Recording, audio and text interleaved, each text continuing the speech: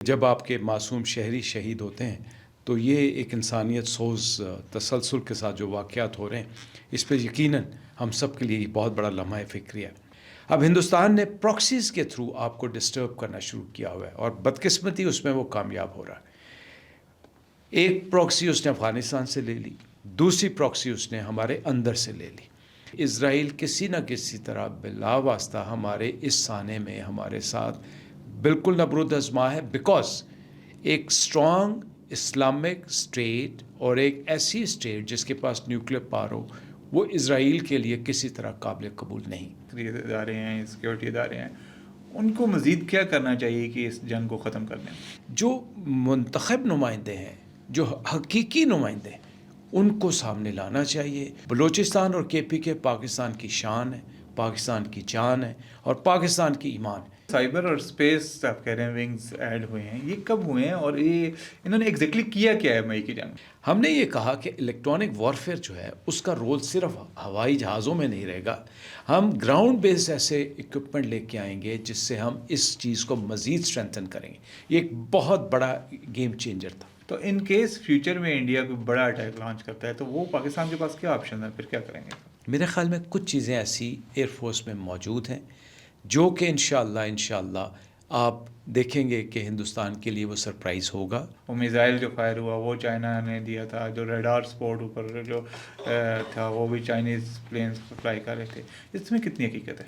میں بڑے اعتماد کے ساتھ اور آپ کو بڑی صحیح اسٹیٹمنٹ دے رہا ہوں کہ جب یہ ہو گیا تو چائنیز بھی آ کے آپ کے پاس آئے اور انہوں نے کہا آپ ہمیں بریف کریں کہ یہ کیسے امپلائمنٹ ہوئی۔ آج یہ موسٹ افورڈیبل جہاز ہے، الحمدللہ ریڈیلی اویلیبل جہاز ہے، کامبیٹ پروون ہے اور آپ کی کنٹرول کے ساتھ اویلیبل۔ ایک اسٹریلتھ، ایک اسٹریٹجک فائٹر، ایک ڈیپ پینیٹریشن والا جس کی ایگریسونیس بہت زیادہ ہو جاتی ہے۔ تو ان جہازوں کے آنے کے بعد پھر پاکستان ایئر فورس آج کے مقابلے میں کتنی زیادہ اسٹرانگ ہو جائے گی؟ بہت زیادہ، الحمدللہ اس وقت پاکستان ایئر فورس الحمدللہ پروفیشنلی اس کریڈل پہ ہے کہ آج بہت سی ایئر فورسز آپ سے ٹائم مانگ رہی ہیں کہ وہ آ کے یہاں پہ ایکسرسائزز میں آپ کے ساتھ شامل ہونا چاہتی ہیں۔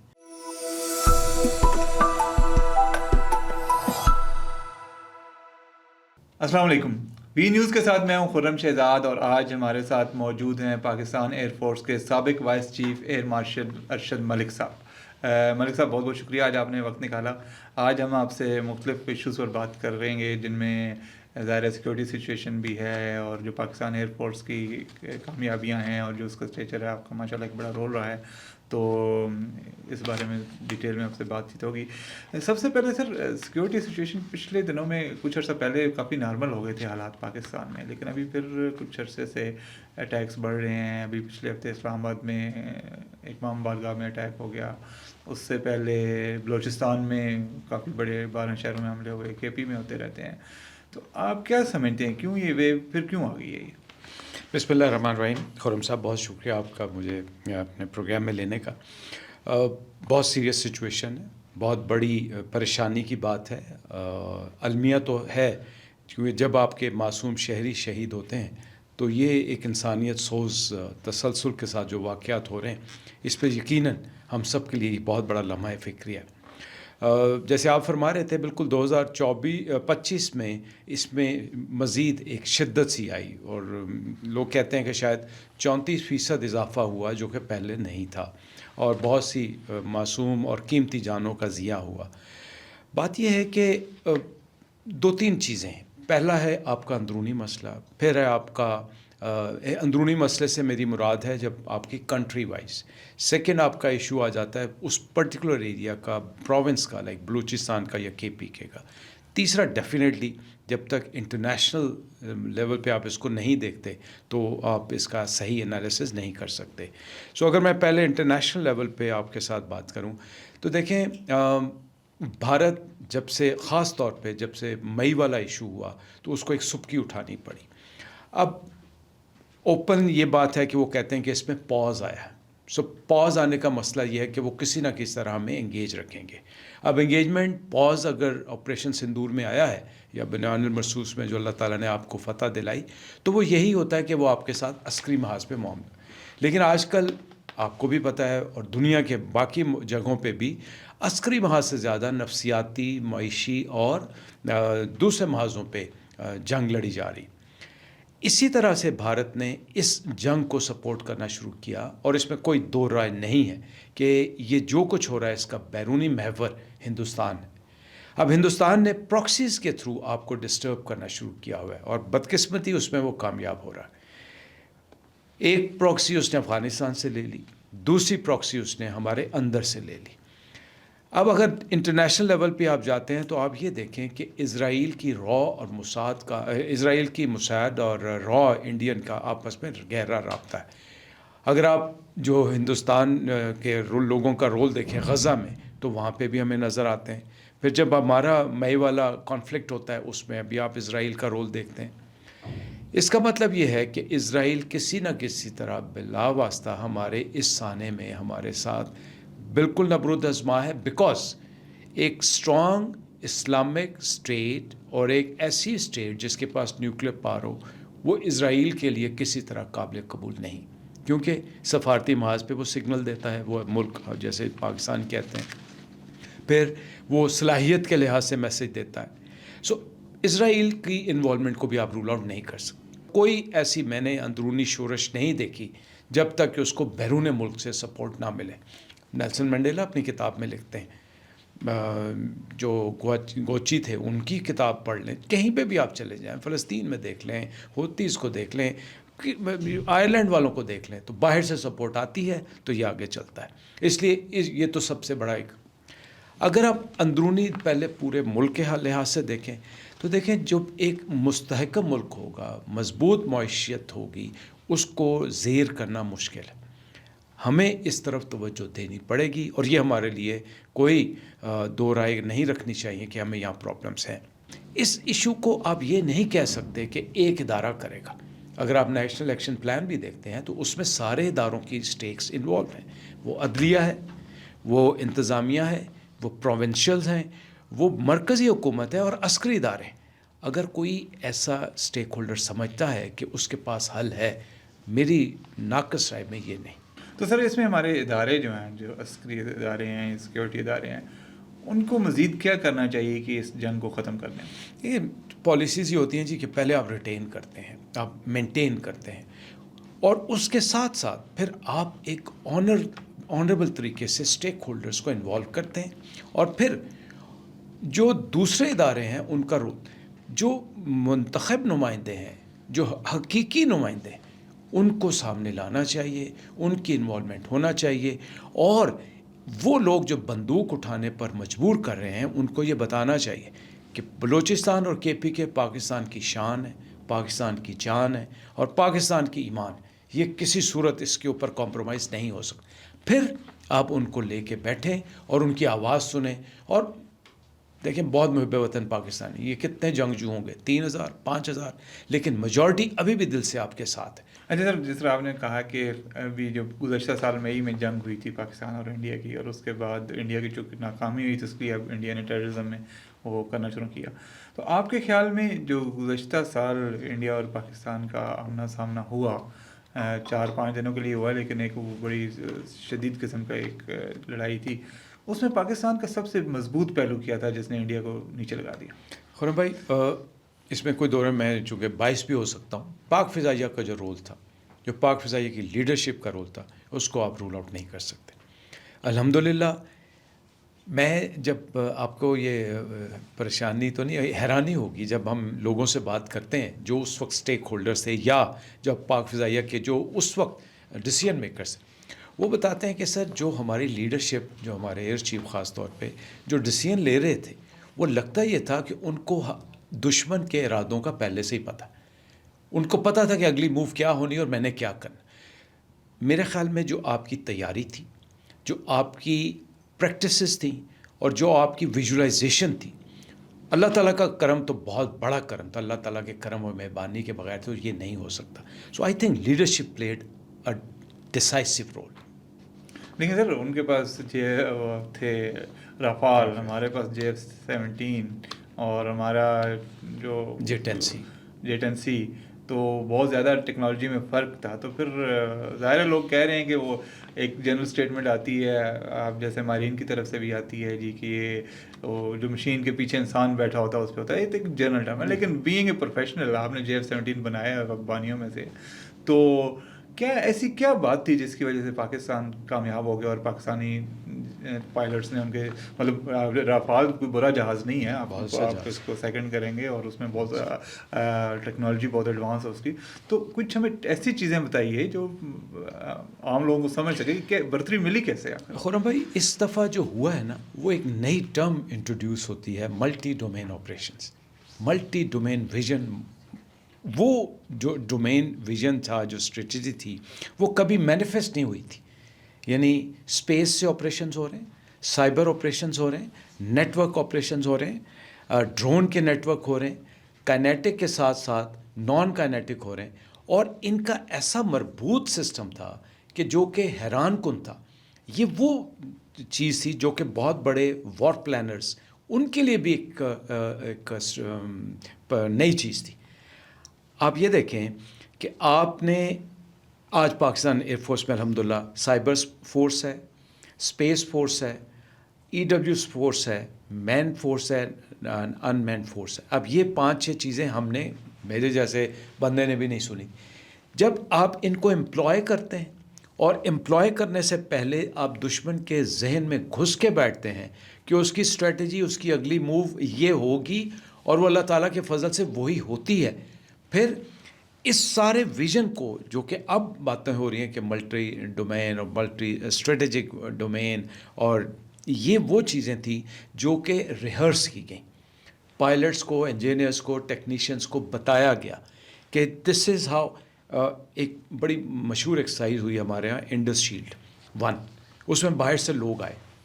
جب یہ ایکسرسائز ہوئی تو ایئر چیف نے فیصلہ کیا کہ اس سے جو میں نے لیسن ڈرا کرنے تھے وہ مجھے لیسن ڈرا نہیں. انہوں نے اپنی ویکنیسز آئیڈینٹیفائی کی. انہوں نے ایئر فورس کو کہا کہ اب 2 سال تک کوئی کام نہیں ہوگا, صرف ہم نے اپنے آپ کو امپروو کرنا ہے, وہ ڈی بریفنگ کے ٹولز بنانے ہیں, اس اسٹریٹجی کو اسٹرینتھن کرنا ہے. جب وہ سارا کچھ ہو گیا تو انہوں نے ایک اور انڈس شیلڈ کی انٹرنیشنل ایکسرسائز, جس میں بہت سے لوگوں کے ملک آئے, بہت سے ملکوں کے لوگ آئے, پائلٹس آئے, پروفیشنلز آئے. اور آپ یقین کریں کہ وہ جو ایکسرسائز ہوئی ہے اس کا آؤٹ کم یہ والا جو مئی کا واقعات ہیں وہ ہے. سو کہنے کی بات یہ ہے کہ ایک نئی جہت, ایک نیا ایکو ویژن وہ پاکستان ایئر فورس نے کامبیٹ میں انٹروڈیوس کیا اور پھر اس کو ماسٹر کیا, جس کی وجہ سے اللہ تعالیٰ نے آپ کو یہ کامیابی عطا فرمائی. تو یہ جو سائبر اور اسپیس آپ کہہ رہے ہیں ونگز ایڈ ہوئے ہیں, یہ کب ہوئے ہیں اور یہ انہوں نے ایگزیکٹلی کیا کیا ہے مئی کی جنگ میں؟ 2019 میں جب ہمارا ان کے ساتھ انکاؤنٹر ہوا تھا, جس میں الحمدللہ دوبارہ اس وقت بھی 2 جہاز گرے تھے, MiG-21 Su-30. اس وقت ہم نے یہ دیکھا کہ ہمارا جو انکاؤنٹر میں اللہ تعالیٰ نے ہمیں جو کامیابی دی تھی, اس میں ہمیں جو اس وقت ہمارے EW کے ایسٹس تھے, ہم نے دیکھا اس سے بڑا فرق پڑا. 1 سیکنڈ ہم نے یہ دیکھا EW کو تھوڑا ایکسپلین کریں. Electronic warfare. الیکٹرانک وارفیئر میں آپ کے اویکس جہاز ہوتے ہیں, لیکن اویکس جہاز سب کو پتہ ہے کہ ہوتے ہیں اور ان کا رول ہوتا ہے, وہ افیکٹو تھے. 19 کے بعد سے ایئر فورس نے یہ فیصلہ کر لیا کہ الیکٹرانک وارفیئر میں ہم نے آگے جانا ہے. دوسرا بدقسمتی ہندوستان کی, اس نے اس چیز کو اس طرح سے انالیسس نہیں کیا. ہمارے ہاں انالیسس بہت زور سے ہوا. ہم نے یہ کہا کہ الیکٹرانک وارفیئر جو ہے اس کا رول صرف ہوائی جہازوں میں نہیں رہے گا, ہم گراؤنڈ بیس ایسے اکوپمنٹ لے کے آئیں گے جس سے ہم اس چیز کو مزید اسٹرینتھن کریں گے. یہ ایک بہت بڑا گیم چینجر تھا. تیسری بات انہوں نے کی کہ یہ جو اوپن سورسز پہ چیزیں پڑی ہوئی ہیں, جیسے بدقسمتی سے ہندوستان کی rail, road network, dam network, water project, وہ جو الیکٹریسٹی کا نظام تھا, یہ اوپن سورس تھا. یہ لیڈرشپ کا ویژن تھا. انہوں نے اپنے بچے تیار کیے, بچیاں, ینگ بچے لائے, اور انہوں نے کہا کہ we will have 2 forces, one would call offensive, the other will be defensive. اور انہوں نے جو اس کی پریپریشن کی, انہوں نے اس طرح کے ماحول بنائے کہ جس میں ٹیمیں بٹھائی گئیں, اوفینسو بھی اور ڈیفینسو بھی, اور پھر ان کے اوپر ایویلویٹرز بٹھائے. یہ اوفینسو اٹیک کرتے تھے, اور جو ڈیفینسو ہوتے تھے وہ اپنے ڈیفینس کو نہ صرف اسٹرینتھن کرتے تھے بلکہ جن پہ اٹیک ہو رہا تھا اس کو کاؤنٹر کرتے تھے. جو ان کے ویلیویٹرز ہوتے تھے پاک فضائیہ نے جو رکھے ہوئے تھے وہ ان کو اسیس کر رہے ہوتے تھے اور اس وقت ان کو گائیڈ کرتے تھے یا بعد میں. So that is how this mindset was introduced کہ ہم نے سائبر نیٹ ورک کو کیسے لے کے. اب یہ تو ایک نیٹ ورک تھا جو کہ سول کا تھا. اب اسی نیٹ ورک کو آپ آرم فورسز پہ لے جائیں کہ ان کی جو جہاز اڑ رہے تھے جو ان کے پریکٹسز ہو رہی تھیں یہ جو سائبر اور اسپیس نیٹ ورک کے سسٹم تھے یہ لیڈرشپ نے یہ کہا ان کو مانیٹر کرنا شروع کر دو. ان کو مانیٹر کرتے رہے, ان کو آبزرو کرتے رہے, ان کے ٹیکٹکس دیکھتے رہے. پھر اس کے بعد بہت سی باتیں ظاہر ہیں ہم اس اوپن فورم پہ نہیں کرتے جو کہ ہمارے ایئر چیف نے کی. انہوں نے اس سے ایک گیم پلان بنایا, وار پلان بنائے اور 19 کے بعد سے 25 تک اس قدر ایڈوانسمنٹ ہوئی کہ جب یہ سامنے چیزیں مینیفیسٹیشن ہوئی تو ہم جیسے جو ایئر فورس کے لوگ تھے ان کے لیے بھی یہ ایک سرپرائز تھا. So that is how cyber and space network پر امپلائڈ.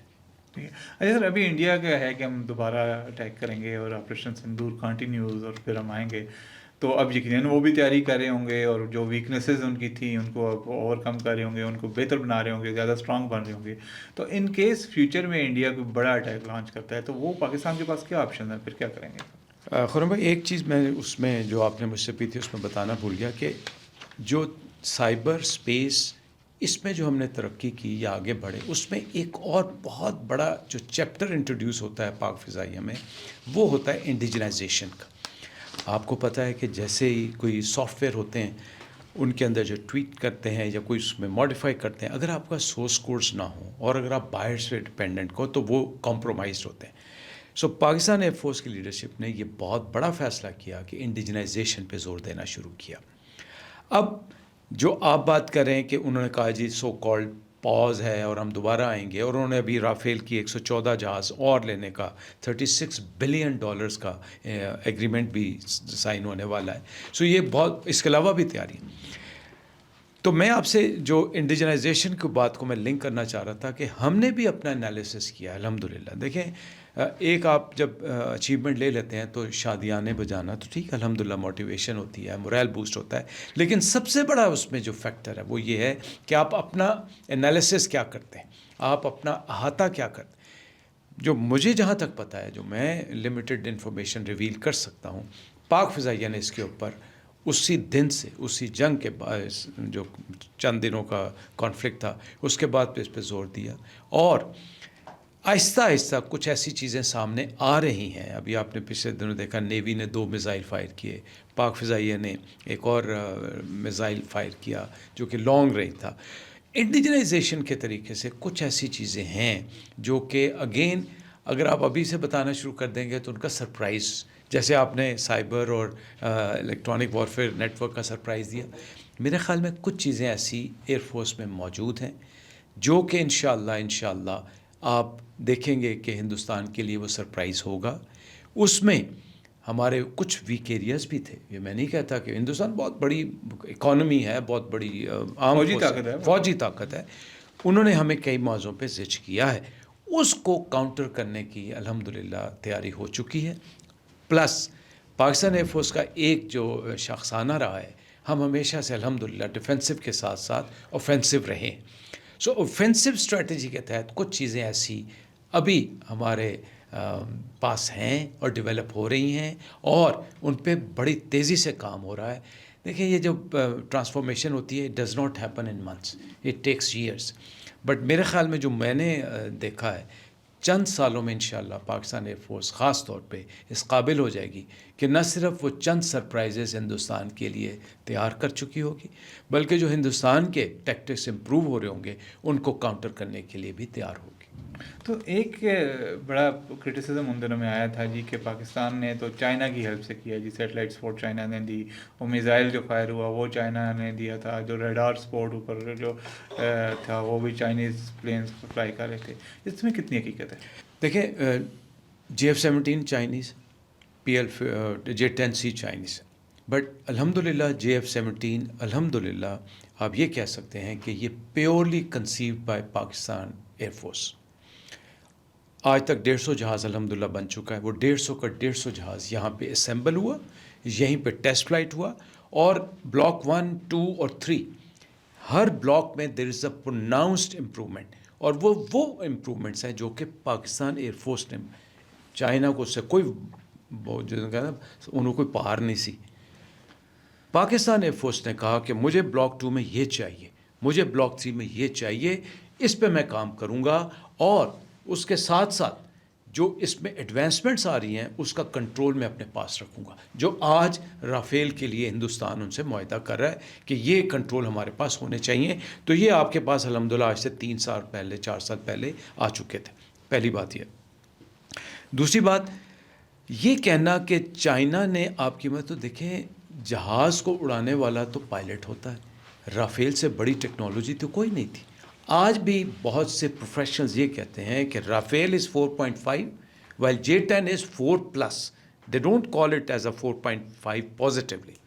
سو اس کی جو میں نے پہلے بھی آپ کو بتایا جو امپلائمنٹ ہوئی ہے، جو اس کی اپلیکیبلٹی ہوئی ہے، جو اس کی ویژنری اپروچ سے کے ساتھ ان کو امپلائی کیا گیا، that was purely Pakistan. 1. Second, میں بڑے اعتماد کے ساتھ اور آپ کو بڑی صحیح اسٹیٹمنٹ دے رہا ہوں کہ جب یہ ہو گیا تو چائنیز بھی آ کے آپ کے پاس آئے اور انہوں نے کہا آپ ہمیں بریف کریں کہ یہ کیسے امپلائمنٹ ہوئی. میننگ بائی کہ اگر ان کی جو اسٹریٹجک امپلائمنٹ تھی وہ نہیں تھی جس کو انہوں نے کنسیو کیا ہوا تھا. اکوپمنٹ ضرور ان کا تھا، بٹ یہ کہنا کہ انہوں نے ہمیں سپورٹ کی، یہ میں بڑی ذمہ داری کے ساتھ آپ کو کہہ رہا ہوں، it is not true. It is absolutely vision of Pakistan Air Force leadership. It is only and only skillful employment of these assets by Pakistan Air Force. So یہ آپ اپنے بالکل اپنے ناظرین کو بالکل توجہ کے ساتھ اور انہیں حق کے ساتھ انہیں بتائیں کہ یس اکوپمنٹ تھا، سپورٹ تھی، اویلیبلٹی تھی، لیکن اس کی جو امپلائمنٹ تھی، جو اس کی سکسیزفل آؤٹ کم تھا، that was vision and strategic vision of Pakistan air force leadership and its people. اچھا جی، آپ JF-17 تھنڈر کی جو پائنر ٹیم ہے اس میں سمجھا جاتا ہے کہ آپ ون آف دا پائنرز ہیں. اس وقت کیا حالات تھے جب آپ نے یہ شروع کیا پروجیکٹ، اور کیوں شروع کیا گیا، اور یہ کیسے پایا تکمیل تک پہلے کیسے بنا؟ میں کوئی انسائڈ اسٹوری میں مختصر سا آپ کو بتاتا ہوں، بالکل بڑی دلچسپ اسٹوری ہے. دیکھیں مجھ سے یہ بہت پہلے، میں تو بہت جونیئر تھا. یہ 80s میں پاکستان ایئر فورس کی لیڈرشپ نے فیصلہ کر لیا تھا کہ اگر ہم نے لانگ رن میں سروائیو کرنا ہے ہمیں اپنا جہاز لے کے آنا.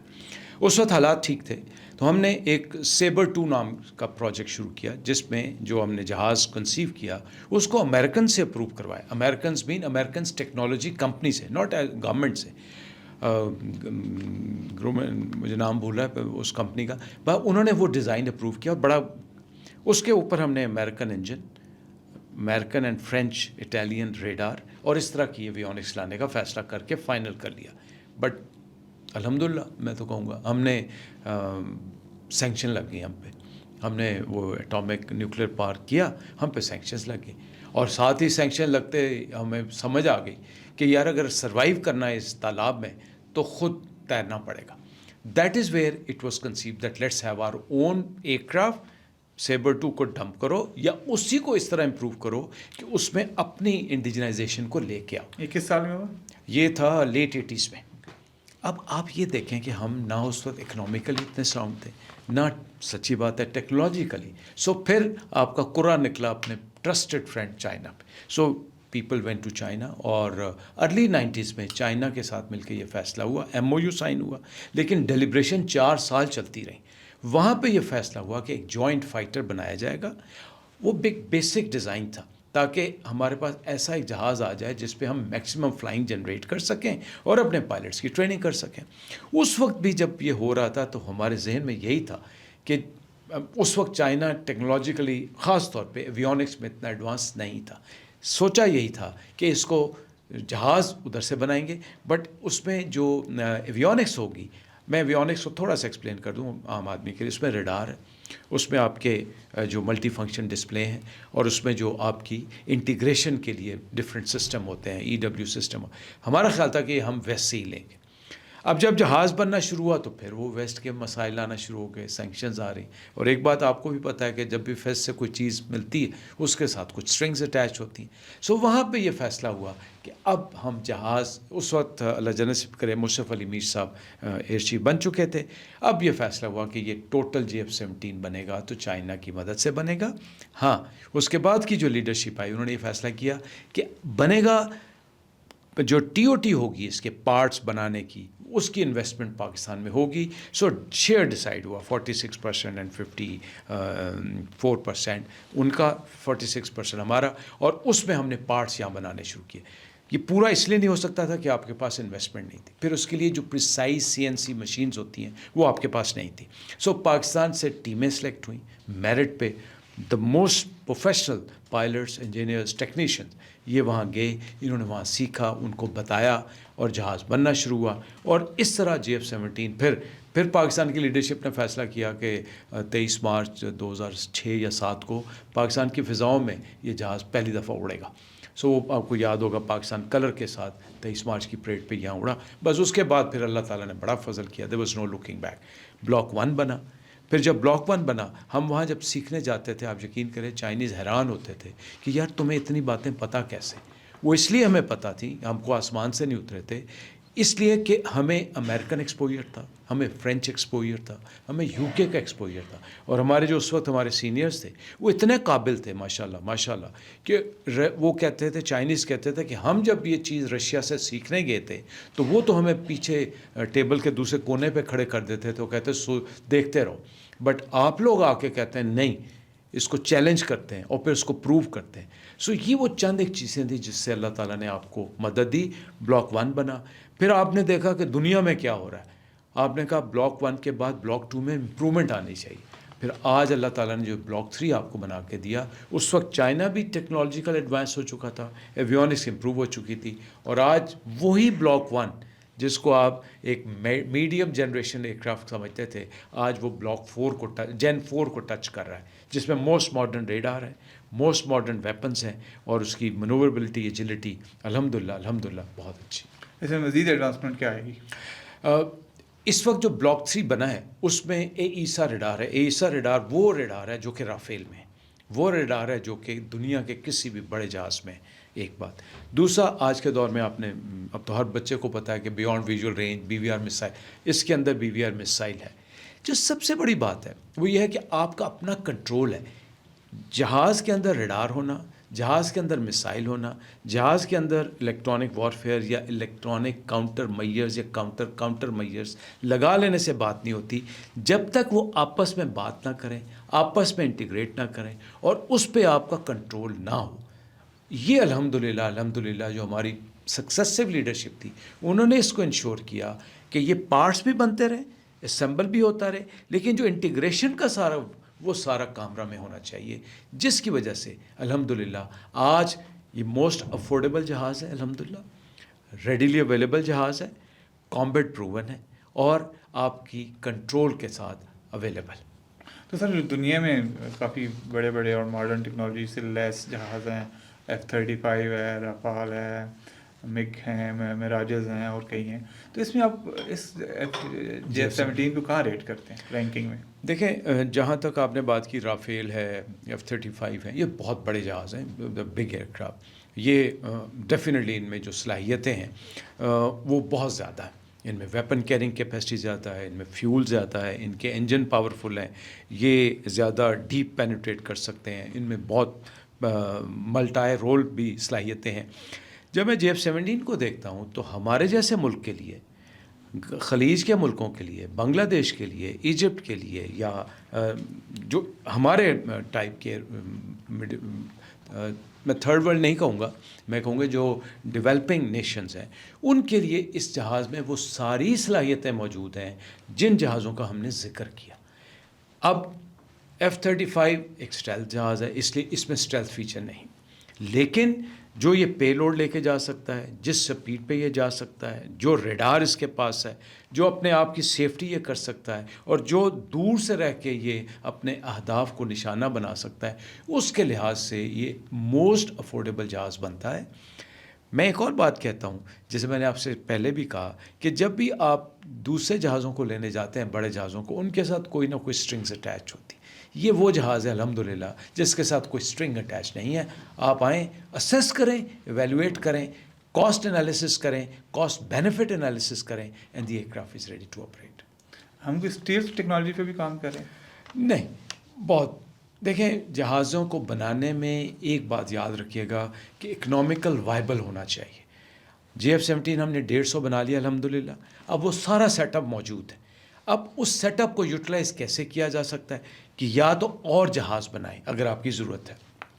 دوسرا، آپ ان جہازوں کو ایکسپورٹ کریں تاکہ وہ جو ایکسپورٹ کی وجہ سے آپ نے یہ انویسٹمنٹ کی ہے وہ آپ کی سو اسٹیلتھ یہ وہ ٹیکنالوجی ہے جو کہ ویری ایکسپینسو ٹیکنالوجی. اب آپ نے اس کاسٹ وائبلٹی کے لحاظ سے آپ نے J-35 کا سلیکشن کی کہ انشاءاللہ اللہ ولنگ، اور میں یہ بڑے اعتماد کے ساتھ اگین اسٹیٹمنٹ دے رہا ہوں کہ اگلے 2 سے 3 سالوں میں انشاءاللہ J-35 بھی ہماری فضاؤں میں ہوگا. اس کے شواہد موجود ہیں، اس کی جو آپ کہتے ہیں اسیسمنٹ ہو چکی ہے، ڈسیزن ہو چکا ہے. ناؤ جہاز کبھی یہ نہیں ہوتا کہ آج آپ نے سائن کیا اور کل جہاز ہے، اس میں there is a natural process. So stealth پہ ہم ایز سچ اس طرح کام نہیں کر رہے. تو اندازاً پہلے فیز میں کتنے JF-35 آ جائیں گے ہمارے پاس؟ دیکھیں، جب یہ کانٹریکٹ سائن ہوتا ہے نا اس وقت ڈیسائیڈ کرتے ہیں. کم سے کم جب بھی جہاز لیے جاتے ہیں، جب بھی وہ کم سے کم 2 اسکواڈ کے جہاز آتے ہیں. That means about 32. اوکے.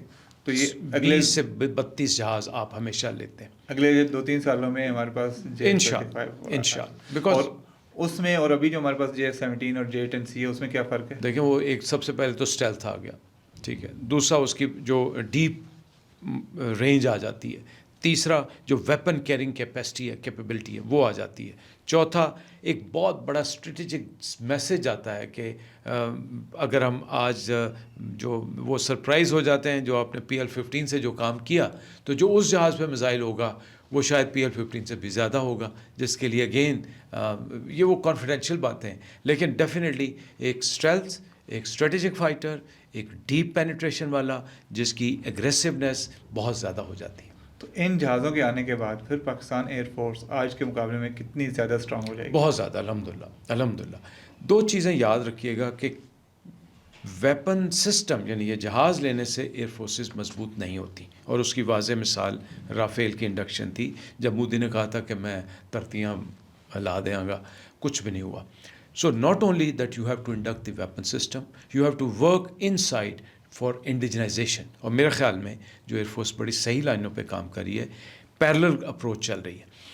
میں آپ کو بتاؤں کہ جب ہم جا کے آپ دیکھتے ہیں بیسز کو دیکھتے ہیں، یا آپ یہ کامرا کو دیکھتے ہیں یا سرگودا کو دیکھتے ہیں، مسرور، وہاں پہ ایک ماحول ہی اب ڈفرینٹ ہے. وہاں پہ یہ جو multi domain multi spectrum warfare کی جو ٹیچنگ ہے، جو کنوکشن ہے، اور جو اس کی مینیفیسٹیشن ہے، وہ ہم دیکھ کے بڑا اللہ ہمیں طاقت محسوس ہوتی ہے کہ آپ جب 5-6 فورسز اور جو آپ نے سسٹم بنا لیے سائبر کا، اسپیس کا، نیٹ ورک کا، اس کو انٹیگریٹ کر کے آپ جب اپنی ایکسرسائزز کرتی ہیں اور بڑے لارج پیمانوں پہ کرتے ہیں. اس وقت پاکستان ایئر فورس الحمدللہ پروفیشنلی اس کریڈل پہ ہے کہ آج بہت سی ایئر فورسز آپ سے ٹائم مانگ رہی ہیں کہ وہ آ کے یہاں پہ ایکسرسائزز میں آپ کے ساتھ شامل ہونا چاہتی ہیں. یہ نہیں ہے کہ وہ صرف ہمیں دیکھنا چاہتی ہیں، وہ ہمارے ساتھ ایکسرسائزز کرنا چاہتی ہیں. اور بہت سے آپ نے دیکھے ہوگے لیڈرشپ نے آ کے جو ہمارے ایئر ہیڈ کوارٹرز کو وزٹ کیا، وہ آ کے یہی کہتے ہیں کہ جو لیڈرشپ اور جو آپ کا اس وقت پلیسمنٹ ہے in professional cadre, it is for more. ابھی میں نے کہا کہ ابھی کچھ چیزیں ہیں جو کہ ابھی میچور ہو رہی ہیں. سو جب یہ ساری چیزیں میچور ہو جائیں گی تو انشاءاللہ اللہ تعالیٰ کے کرم سے آپ کا معیار اور آپ کی اسٹینڈنگ مزید بہتر ہو جائے. تو ایسا بھی سر جو ہم نے کچھ دی ہیں کچھ کنٹریز کو JF-17، وہ کون سے کنٹریز اب تک لے چکے ہیں، کتنے لے چکے ہیں، اور آگے پائپ لائن میں کون سے کنٹریز ہیں جو لینا چاہتے ہیں؟ دیکھیں، سب سے پہلے تو آپ نے نائجیریا کو جہاز دیے تھے، اس کے بعد چائنا میں سے میانمار کو جہاز بھی گئے تھے، ہم اس میں شامل نہیں تھے لیکن JF-17 ہی تھا. اب آذربائیجان کے ساتھ آپ کی تقریباً ڈیل ہو چکی ہے، اور جو خبریں ہیں اس میں عراق بھی ان ممکنہ ممالک میں ہے، لیبیا ان ملکوں میں ہے، سعودی عرب کے ساتھ بھی ہم سن رہے ہیں انشاءاللہ بہت جلد یہ ڈیل ہو جائے گی. تو اس کے بعد ہماری تو خواہش ہے، اور جس کا عندیہ بنگلہ دیش نے بھی دیا ہے کہ وہ بھی آنا چاہتے ہیں. تو یہ 5-7 ملک ہیں ڈیفینیٹلی. اس کے بعد افریقن کچھ کنٹریز اور بھی ہیں جو کہ انٹرسٹڈ ہیں، بیکاز مئی کے واقعات کے بعد آپ کی ایئر فورس کی بھی مینیفیسٹیشن ہوگی الحمدللہ.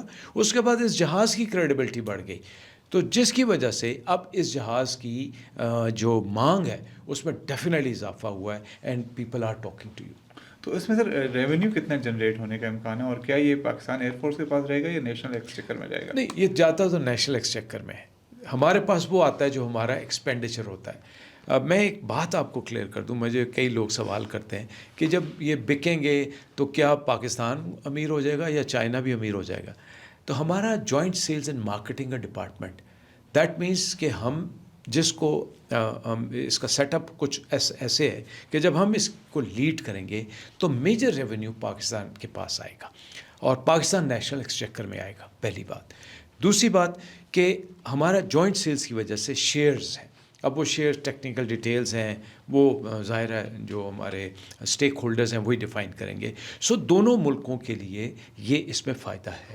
بٹ پاکستان کا میجر فائدہ اس لیے ہے کہ آپ کے پاس جہاز بنتے ہیں، آپ کے پاس جہاز اسمبل ہوتے ہیں، اور it is not only aircraft. پھر آپ مینٹننس کانٹریکٹ کرتے ہیں، پھر آپ ٹریننگ کانٹریکٹ کرتے ہیں، پھر آپ ڈاکومنٹیشن کانٹریکٹ کرتے ہیں، پھر آپ فالو آن کانٹریکٹ کرتے ہیں مینٹننس کے. سو ان کی وجہ سے آپ کا نیشنل ایکسچیکر انشاءاللہ بہت بڑھ جاتا ہے. تو وہ جو خواجہ آصف صاحب نے اسٹیٹمنٹ دی ہے کہ 6 مہینے میں ہم IMF سے جان چھڑا لیں گے GF-17 کے ذریعے، کیا وہ ٹھیک ہے؟ اب دیکھیں، اللہ کرے ایسا ہو جائے. میں بڑے احترام کے ساتھ کہنا چاہوں گا کہ جیسے میں نے پہلے کہا کہ جو بھی کانٹریکٹ ہوتا ہے 6 مہینوں میں کنکلوڈ نہیں ہوتا. وہ فیزز ہوتے ہیں، پیمنٹ ڈسبرسمنٹ پلانز ہوتے ہیں کہ اس سٹیج پہ اتنے ڈسبرسمنٹ ہوگی، پہ اتنی ہوگی. ڈیفینیٹلی پاکستان کے لیے خوش آئند بات ہے. ڈیفینیٹلی اس میں الحمدللہ پاکستان کے لیے پازیٹیوٹی ہے. اور انشاءاللہ آپ دیکھیں، جب آپ ایکسپورٹر بنتے ہیں، وہ کسی بھی چیز کا ایکسپورٹر ہو، آپ کے کاٹن کی جو پروڈکٹ کی ایکسپورٹ ہوتی تو کتنا فرق پڑتا ہے. تو ڈیفینس ٹیکنالوجی تو ایکسپورٹ میں اتنی آ گئی ہیں کہ بہت سے ملکوں پہ یہ الزام ہے، شاید حقیقت بھی ہو، کہ وہ جنگیں کراتے ہی اس لیے ہیں کہ ان کی ڈیفینس ایکسپورٹ بڑھتی رہے. تو اس لیے اس کو بالکل پازیٹیو لیں. انشاءاللہ اللہ تعالیٰ کے فضل سے پاکستان کے لیے اس میں خوش آئند باتیں. بہت شکریہ ایئر مارشل صاحب، تھینک یو ویری مچ، آپ نے بہت ٹائم نکالا. ناظرین آج کے لیے اتنا ہی. مزید اس طرح کے انٹرویوز کے لیے دیکھتے رہیں WeNews.pk.